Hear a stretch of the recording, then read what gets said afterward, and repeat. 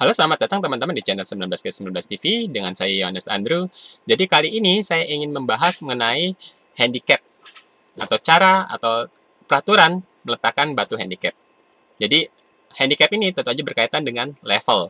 Jadi teman-teman yang belum mengetahui level dalam dunia ego, jadi teman-teman bisa cek di video saya sebelumnya karena saya sudah coba menjelaskannya. Terus bisa juga kembali lagi ke sini ya. Jadi saya akan mencoba menjelaskannya. Jadi seperti yang teman-teman ketahui, di Go punya berbagai macam rank. Jadi biasanya kalau yang berbeda rank, misalkan antara level 30Q dengan 28Q, artinya beda 2Q kan, beda 2 level, bisa menggunakan 2 handicap.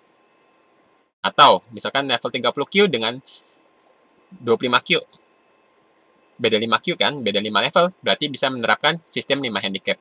Gitu ya. Tentu saja yang 30Q maksudnya mendapatkan 5 batu-batuan. Ya.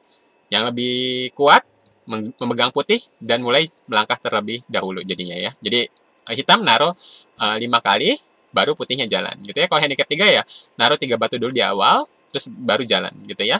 Nah, putihnya kalau menggunakan sistem handicap tidak mendapatkan bonus poin 6,5 gitu ya. Biasanya kalau menggunakan bonus poinnya pun hanya setengah poin biar nggak terjadi seri aja. Biar ada selisih setengah poinnya itu gitu. Jadi sistem handicap seperti itu. Kapan sih digunakannya? Biasanya kalau kita bertemu dengan teman main yang levelnya berbeda, kita tahu sudah level berbeda. Atau ada juga turnamen-turnamen yang menggunakan sistem handicap seperti itu. Jadi itu mungkin aja terjadi, gitu ya. Atau misalkan suatu klub yang menggunakan sistem handicap itu pun banyak terjadi, gitu. Nah, kalau levelnya sama, bagaimana? Menggunakan sistem nigiri, gitu ya. Proses nigiri bagaimana? Saya sudah membuat videonya juga, teman-teman juga bisa cek di sana. Oke, jadi yang kali ini kita bahas adalah handicap, gitu ya. Oke, jadi kalau tadi saya sudah bilang, kalau misalkan beda 2 level contohnya, 30Q dengan 28, beda 2Q, gitu ya, beda 2 level. Artinya yang 30Q dapat 2 batu bantuan, bisa naruh 2 batu di awal. Tapi bukan berarti bisa taruh di mana aja. Jadi ada ketentuannya. Sekarang saya akan bahas dulu bagaimana dengan handicap 1. Kalau handicap 1 itu, putih nggak dapat bonus poin 6,5. Jadi kalaupun ada bonus poinnya adalah setengah, gitu ya. Ya, tapi tentu aja beda-beda sih. Ada juga yang nggak menerapkan bonus poin setengah, untuk putih juga ada sih. Tergantung kesepakatannya bagaimana atau peraturannya bagaimana. Itu bisa berbeda-beda. Jadi ada juga yang menggunakan setengah poin buat putih biar nggak terjadi seri aja. Ternyata ada juga yang nggak menerapkan itu. Jadi bisa terjadi seri gitu. Jadi masih mungkin terjadi seri karena hasilnya sama gitu ya. Kalau putih nggak dapat bonus poin gitu. Jadi tergantung misalkan kalau kalian turnamen atau peraturannya seperti apa gitu ya. Oke, itu handicap 1. Berarti hitam jalan ya tanpa putih dapat bonus poin. Gitu, itu handicap 1. Nah, handicap 2 bagaimana? Jadi handicap 2 kalian tentu saja bisa jalan 2 kali kan. Saya bilang kalau dapat batu handicap berarti kalian jalan 2 kali di awal. Tapi bukan berarti kalian bisa jalan di sembarang tempat. Ada aturannya. Handicap 2 kalian taruh batu pertama di sini, pojok kanan atas, kedua adalah pojok kiri bawah gitu. Jadi memang ada tata cara aturan kalian meletakkan batunya untuk batu handicap. Ini handicap 2 seperti ini. Handicap 3 bagaimana? Pertama tadi kalau handicap 2 1 2, handicap 3 yang ketiga di sini ya. Handicap 4 di sini gitu. Handicap 5 di sini gitu. Jadi memang ada aturan atau tata cara letak menaruh batu gitu dan posisi batunya gitu. Jadi handicap 5 ya harus seperti ini gitu. Handicap 4 ya kayak tadi, 3 ya kayak tadi gitu, 2 kayak tadi gitu. Handicap 6 bagaimana? Nah, dari handicap 4 kalau tadi 5 kita taruh di sini, handicap 6 pertama kita taruh sini dulu. 1, berikutnya di sini. Jadi memang ada cara menaruh atau urutan langkahnya menaruh. Biarpun ujung-ujungnya bentuknya seperti ini, tapi memang ada aturannya gitu. Ya, jadi kayak ada aturan nggak tertulisnya lah gitu ya. Nah, handicap 7 bagaimana? Handicap 7 di tengah. Ya, bentuknya seperti ini. Handicap 8 bagaimana? Kalian pertama taruh sini, kedua taruh sini.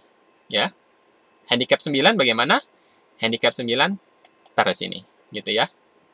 Jadi, Kalau tata cara urutan letak menaruh batunya, yaitu biasanya kalau kalian main di atas papan secara langsung gitu ya. Jadi kalau kalian main secara online atau di server tertentu ya biasanya tentu aja tahu-tahu udah muncul aja batunya seperti itu. Jadi maksud saya yang cara tata urutan pertama dari mana dulu ke mana dulu ya itu hanya main offline. Dan itu sekali lagi itu biasanya buat ininya sih kayak uh, aturan gak tertulisnya. Ya kalian ngasal pun ya bisa aja, cuman biasanya ada kayak aturan nggak tertulis gitu atau kayak sopan santunnya lah dalam tanda kutip harus diletakkan secara berurutan seperti itu, gitu ya. Jadi maksimum handicap berapa? Maksimum 9 gitu ya. Biasanya kalau turnamen-turnamen maksimum 9 gitu. Ya, tapi bisa aja mungkin kalian seru-seruan bikin handicap lebih dari 9 juga gitu kan, mungkin aja gitu. Tapi biasanya yang digunakan rank maksimum handicap adalah 9 gitu ya. Kenapa begitu? Karena kalau lebih dari itu gamenya sudah nggak kurang bagus lah gitu ya. Karena jadi susah untuk bergerak gitu ya. Nah, tentunya kalau main handicap kan hitam udah jalan nih. Nextnya yang jalan siapa? Putih. Jadi putih bebas main di mana aja. Kalau putih nggak ada harus jalan di mana ya dulu nggak gitu ya. Kalau putih bebas mau taruh di mana aja boleh gitu. Kalau putih bebas gitu ya. Jadi seolah-olah next yang jalan pertama kalau di handicap putih gitu ya. Ya sebenarnya hitamnya udah jalan dulu berapa kali kan gitu. Oke, kita coba ulang dari awal bagaimana penempatannya ya. Oke, mulai dari awal. Handicap 1 seperti ini. Handicap 2 seperti ini. Handicap 3 seperti ini. Handicap 4 seperti ini. Handicap 5 seperti ini. Handicap 6, kalian taruh sini dulu, baru taruh sini. Ya, jadi tengahnya kosong. Handicap 7, sini. Handicap 8, dari sini, kalian jalan ini dulu. 1, 2, ini handicap 8.